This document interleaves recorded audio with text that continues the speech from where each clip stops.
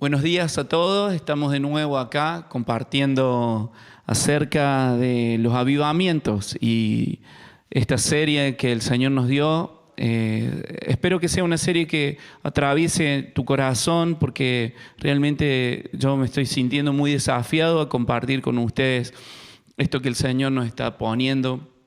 Y espero en esta mañana poder ser pertinente con el pensamiento y el corazón del Padre para poder compartirte lo que Dios nos está trayendo. Así que te pido, antes de poder entrar en la palabra de Dios, que podamos orar juntos ahí donde estamos. Si estás solito, poder saber de que hay muchas personas que en este mismo instante están orando y estamos orando juntos. El Señor dice que cuando 2 o 3 nos reunimos en su nombre, Él está en medio de nosotros y la verdad hay muchos reunidos en esta mañana.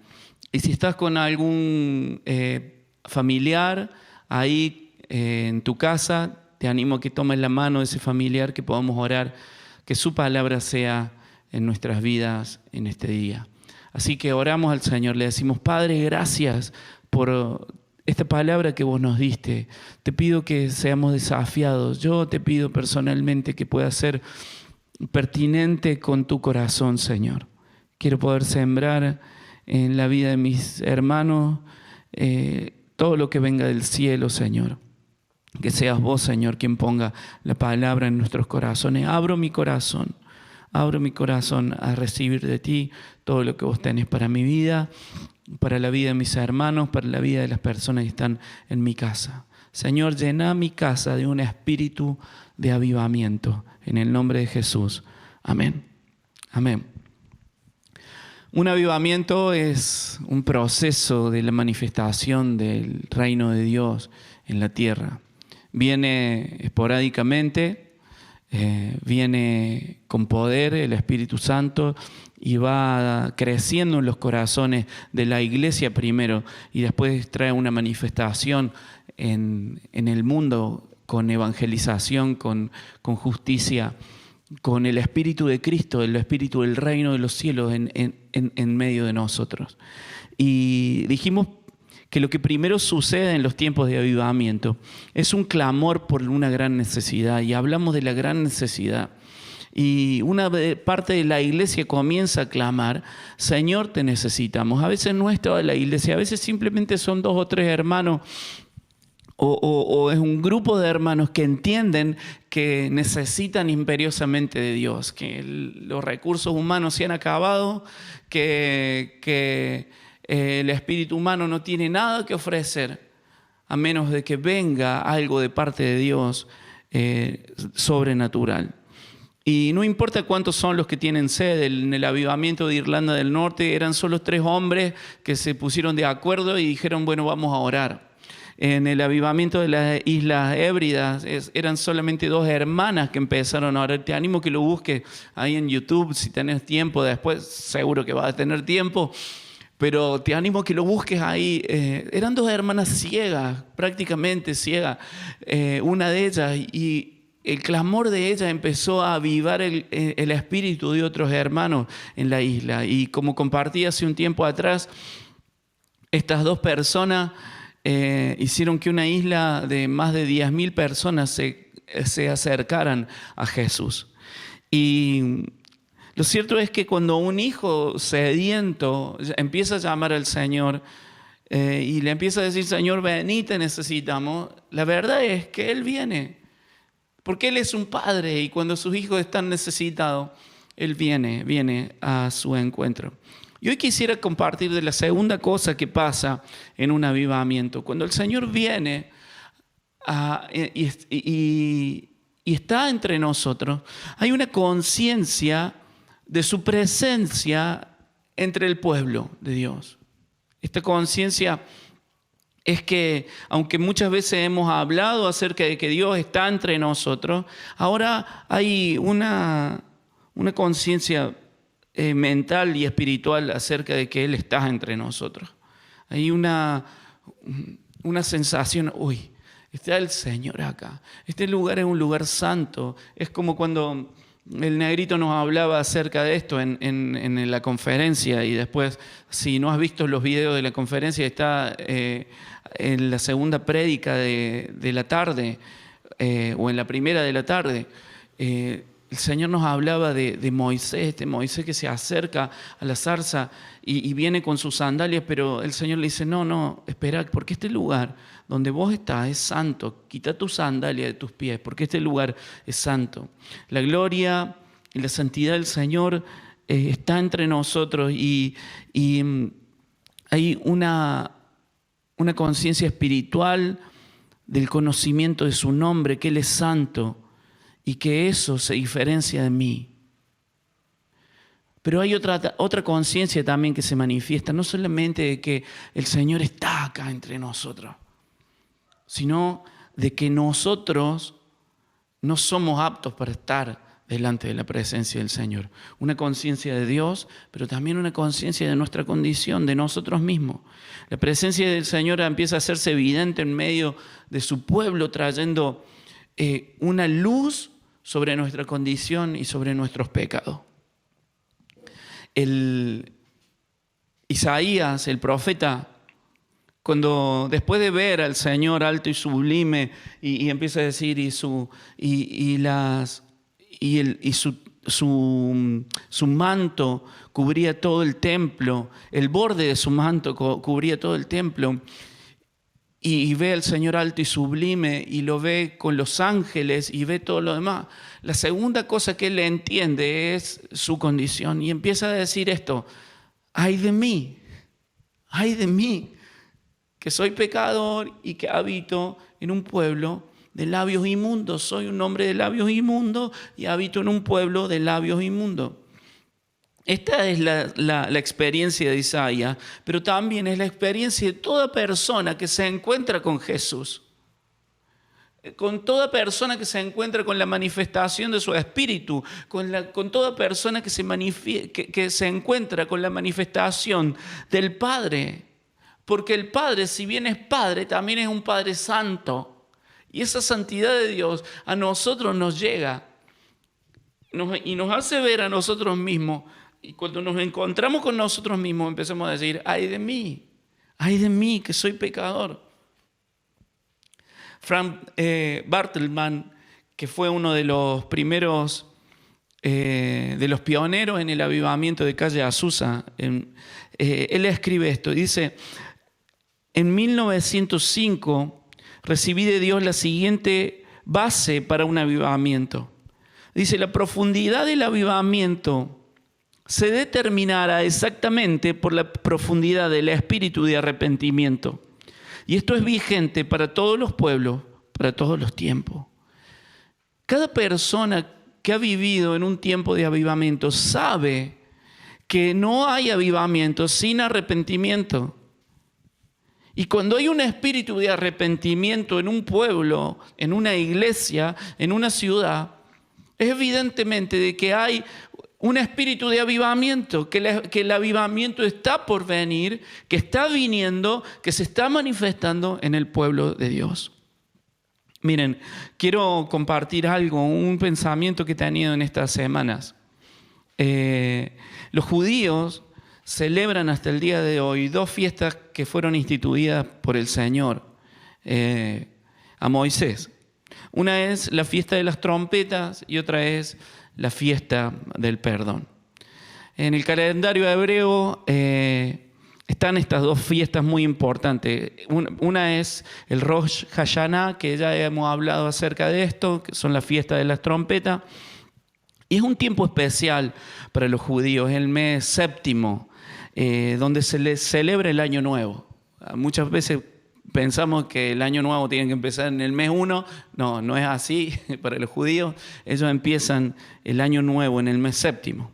Y estas fiestas simbolizan el tiempo en el que el pueblo empezó a clamar al Señor con lamentos. Y el Señor vino en su ayuda. Y termina esta fiesta de los judíos en el Yom Kippur, que es 10 días después, esta es la fiesta del perdón. Y en ese lapso de 10 días Síganme en esto. En ese lapso de 10 días, es decir, desde los días del clamor hasta los días del perdón, hay un tiempo que se llama Yamin Norahim, y que quiere decir los días terribles. Estos días, estos 10 días de Yamin Norahim, son los días terribles. Y se llaman así porque son los días donde los hombres debían volverse al Señor de todo corazón. Y hasta el día de hoy los judíos celebran esta fiesta. En Levítico 23, 32, el Señor nos enseña cómo deberían ser estos 10 días de arrepentimiento, cómo debían terminar estos 10 días de arrepentimiento. Y dice, porque este es un día de descanso solemne, y en él ustedes se humillarán y expresarán completo arrepentimiento. Esdras y Nehemías nos recuerdan de los grandes, de este gran avivamiento que ellos vivieron. Ahí, si querés después buscar Esdras capítulo 3 y Nehemías capítulo 8. Fue un gran despertar en el pueblo de Israel. Y este avivamiento llegó en medio de estos días, en estos 10 días, donde el pueblo de Israel empezaba a buscar la presencia del Señor y empezaba a volverse al corazón de Dios. Todo avivamiento incluye los días de arrepentimiento. Charles Finney, quien fue el gran protagonista del segundo gran despertar en los Estados Unidos en principios de 1800, él va a escribir esto, miren. El avivamiento siempre conlleva a la convicción de pecado en los miembros de la iglesia. Los que se han apartado no pueden despertarse y volver de golpe al camino correcto. Siempre necesitan escudriñar su corazón profundamente antes de empezar de nuevo en el servicio de Dios. Los orígenes del pecado necesitan descubrirse. En el avivamiento auténtico, los cristianos apartados siempre sienten convicción. Ven sus pecados luciendo tan claro que muchas veces les parece ser que no hay esperanza de reconciliación con Dios. No siempre es tan fuerte, pero sí, el genuino avivamiento siempre es acompañado por la convicción del pecado. El clamor de los hijos al ver una gran necesidad no es indiferente para el Señor. Así tampoco es indiferente cuando una persona clama acerca de sí mismo y dice, ay de mí. Porque si la iglesia empezó a clamar y empezó a decir, Señor, te necesitamos, cuando llega la presencia del Señor sobre nosotros, no solamente el mundo te está necesitando, sino yo también te necesito. Encuentro que en mi corazón hay una condición también de necesidad de Dios. Y empiezo a decir, ay de mí, que soy muerto. Porque mis ojos vieron la gloria del Señor. Esta conciencia de que el Señor está entre nosotros evidencia la condición de nuestro corazón. Así como Job, de oídas te había oído, pero ahora mis ojos te ven. Así como Isaías, así como Gedeón, que dice, estoy muerto. Él también llega a decir, ay de mí, que estoy muerto, porque mis ojos han visto al Señor. Esa sensación de pecado, de impureza insoportable. No hay acá condescendencia ni justificación a cualquier pecado, hermano. No hay un sentimiento de mal de muchos, consuelo de tontos.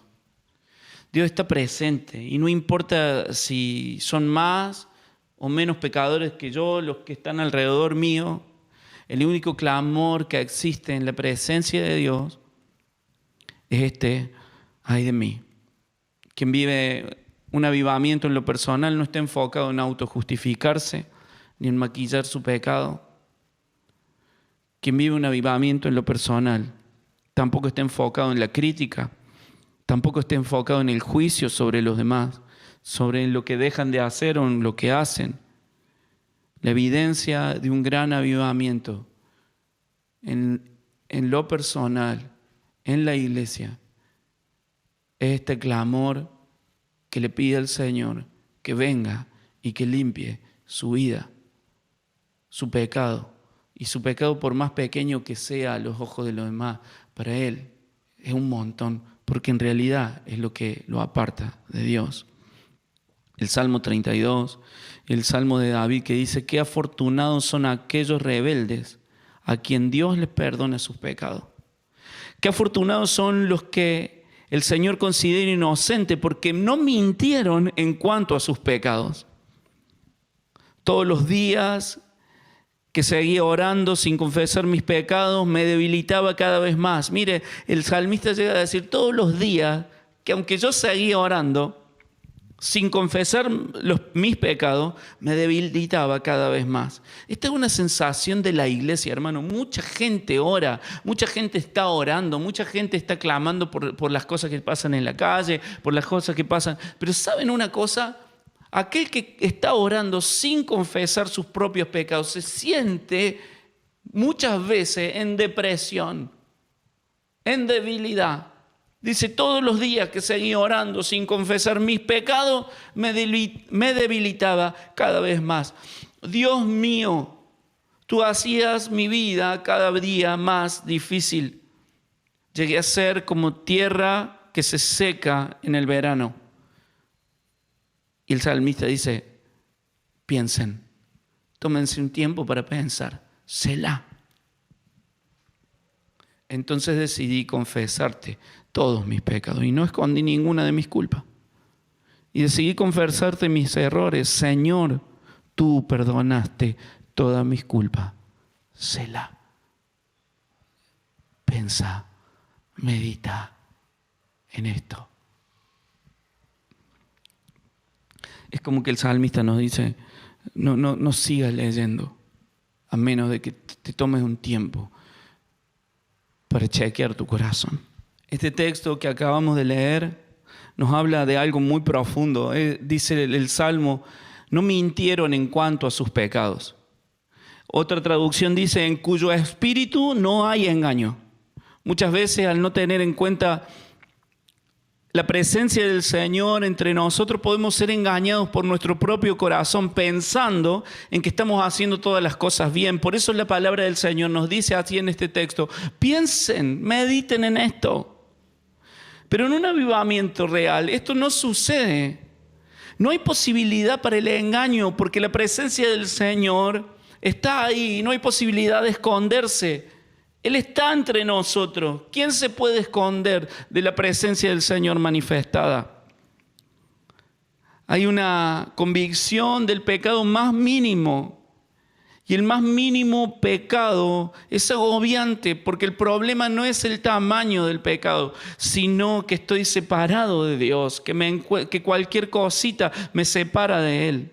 Mire, hermano, para el Hijo de Dios, cualquier cosa que interrumpa su relación con su Padre es un problema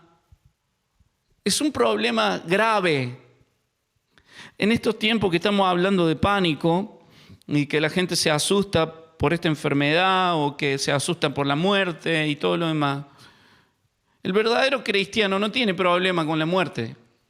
Sabe que hay vida después de esta vida y nosotros estamos conscientes de esto. Muchos de nosotros esperamos ese momento con gran alegría. La palabra del Señor habla acerca de un pánico verdadero que tienen los creyentes. El Salmo capítulo 31, verso 22, habla del pánico del creyente. Dice así, te doy tiempo para que lo busque. Salmo 31, 22.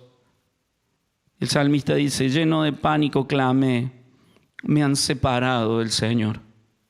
Pero tú oíste que supliqué misericordia y respondiste a mi pedido de auxilio. Quiero leértelo de nuevo. Lleno de pánico clamé, me han separado del Señor. Pero tú oíste que supliqué misericordia y respondiste a mi pedido de auxilio. Cuando Dios viene, todo está expuesto a su luz. Y esa luz que emana de Dios mismo, esa luz manifiesta su gloria, pero también manifiesta nuestra inmundicia personal y nos expone frente a Él. Por eso Después de haber clamado, Señor, te necesitamos, el siguiente clamor es, ay de mí.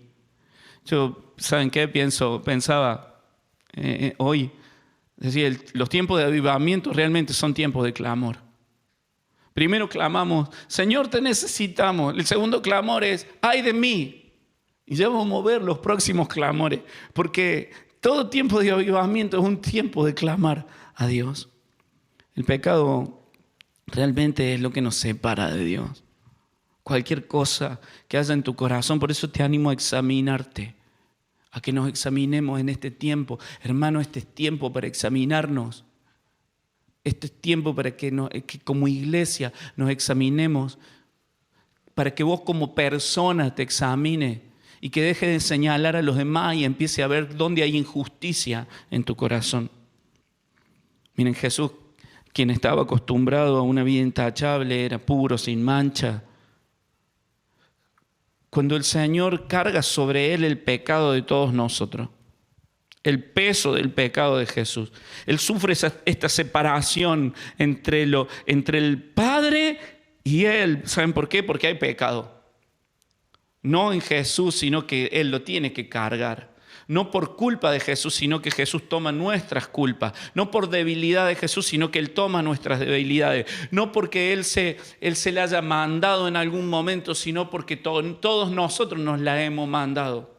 Y aún nuestros actos de justicia, dice la palabra de Dios, son como trapo de inmundicia. Y Él toma todo esto. Y Él clama con toda su fuerza. Dice Marcos capítulo 15, el verso 34. A esa hora Jesús gritó con todas sus fuerzas, Eloi, Eloi, lama sabactani. Que significa, Dios mío, ¿por qué me has desamparado? Este es el pánico del creyente cuando está separado de Dios. En un avivamiento la presencia de Dios viene. Y la persona que está buscante de Dios, que está deseando, la persona que está sedienta de Dios, esa persona empieza a mirarse a sí mismo, mira la gloria de Dios y se mira a sí mismo. Y no puedo estar acá. Necesito perdón. Todos alguna vez han tenido esta conciencia de pecado, han sentido también esta desesperación. Todos los que hemos tenido conciencia de pecado hemos sentido esta desesperación. Ay de mí que soy muerto. Y quiero decirte algo, y no tengo miedo de decírtelo en estos tiempos, y te lo digo con amor y te lo digo por tu bien. Si nunca sentiste esta desesperación al ver tu condición y gritar, ay de mí, muy probablemente estés yendo a una iglesia, sepas mucho de un montón de cosas, pero que no seas un creyente verdadero. ¿Saben por qué? Porque recién a los que claman ay de mí es cuando el Señor envía misericordia. Que eso es lo que vamos a hablar la semana que viene, pero quiero leerte algo. Te voy a leer algo para terminar. Voy a leer, le pedí a una chica de nuestra comunidad, una muy amada amiga, que me cuente. Yo escuché su testimonio hace un tiempo atrás y le pedí que me escriba este testimonio para que todos puedan conocer lo que significa esta conciencia de pecado en la vida de las personas. Dice esta carta, la voy a leer. Esta es una jovencita que fue por muchos años a la iglesia. De hecho, nació en un hogar cristiano. Sus padres la llevaron a la iglesia de muy chica. Escuela dominical, todo lo que pasa en una vida normal de un niño que nace en un hogar cristiano. Pero ella escribe esto y dice, por muchos años le pedí a Dios que me hiciera libre. Sabía que eso no era lo que realmente deseaba, pero le preguntaba a Dios si me iba a liberar algún día de mis deseos. Era contradictorio pensar lo mucho que me gustaba el mal y que tenía que pedirle a Dios que me transforme y me ayude a dejar todo atrás. Asistía a reuniones donde me juntaba solo yo con mis líderes espirituales y orábamos y hablábamos de mis pecados, de mi esclavitud, pero no había avances.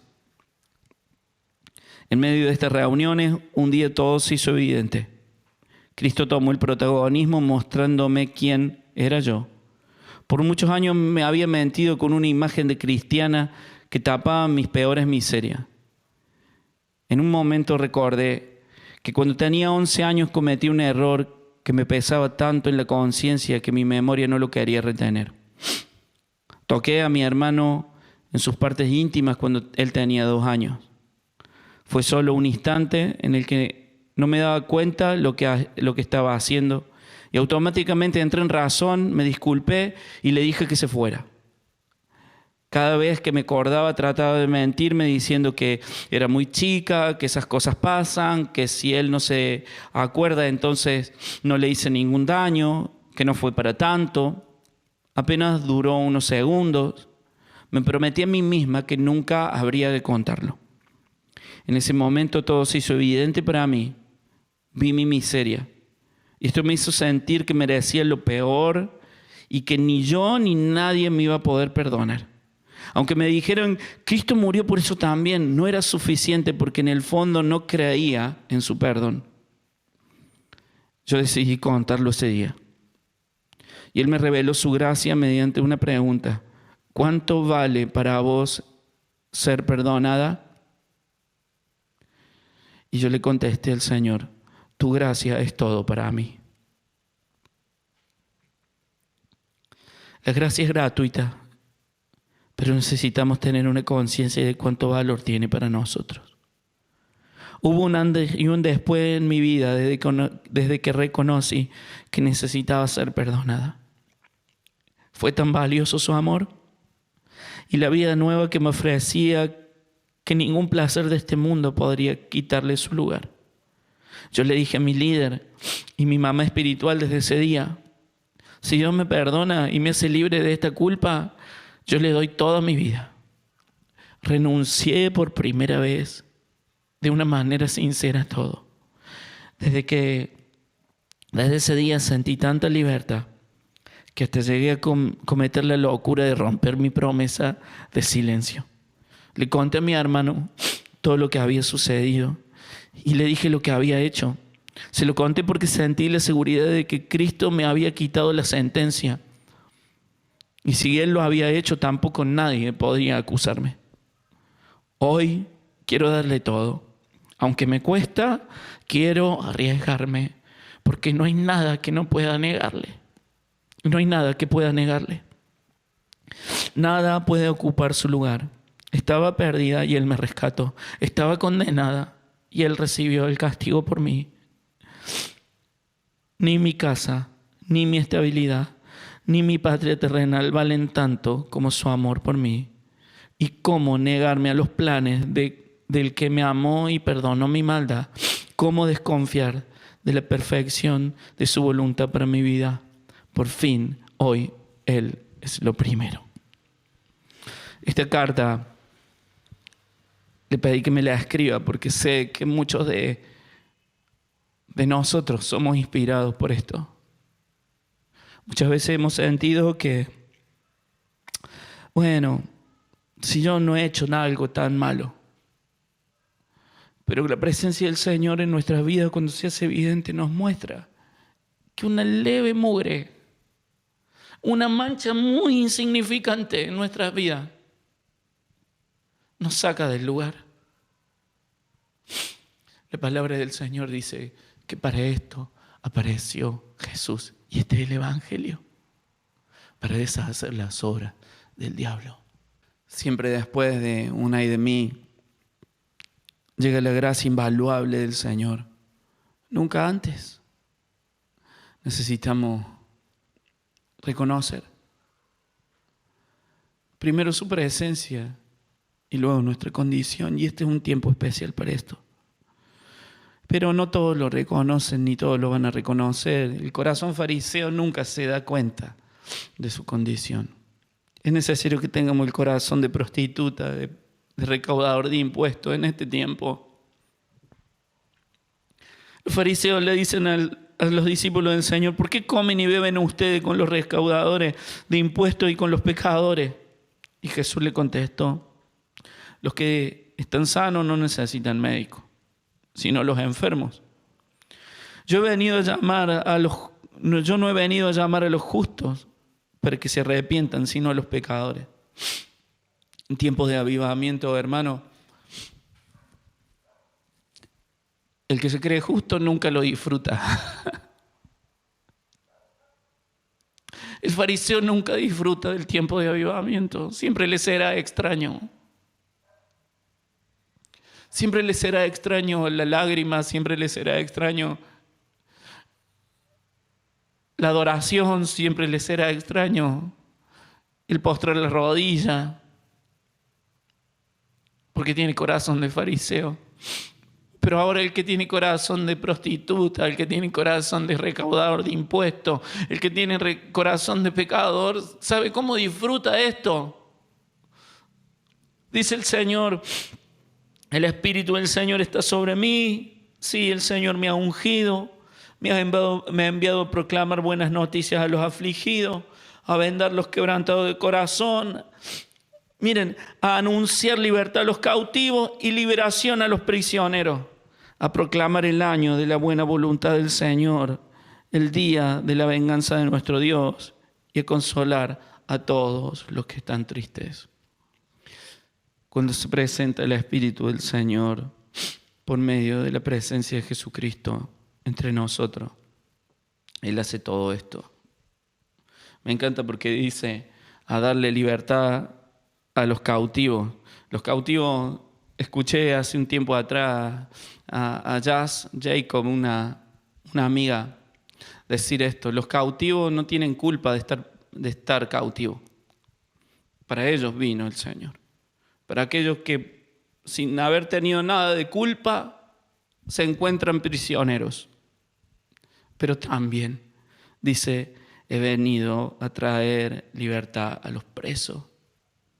El preso es aquel que habiendo cometido delito se encuentra prisionero y encarcelado. Pero quiero decirte algo: para ese culpable también vino el Señor. Que el Señor nos encuentre en este tiempo con un corazón de arrepentimiento, que podamos descubrir lo que significa un verdadero avivamiento. Un verdadero avivamiento comienza en la iglesia del Señor, comienza en el corazón de los hijos, cuando claman: ay de mí, te necesito, Señor, sobre mi vida. También que el Señor te bendiga, que tengamos una semana de Selah, de oración, porque siento que el Señor nos ha metido en este tiempo de Selah. No te distraigas, nos vemos en las próximas emisiones, nos vemos en las redes sociales o de alguna otra manera. Gracias. Disfruta este día con tu familia. Oramos. Señor, bendecí a tus hijos y bendecí tu iglesia en este tiempo. Danos la posibilidad de tener un tiempo de Selah y de poder vernos a nosotros mismos. En el nombre de Jesús. Amén.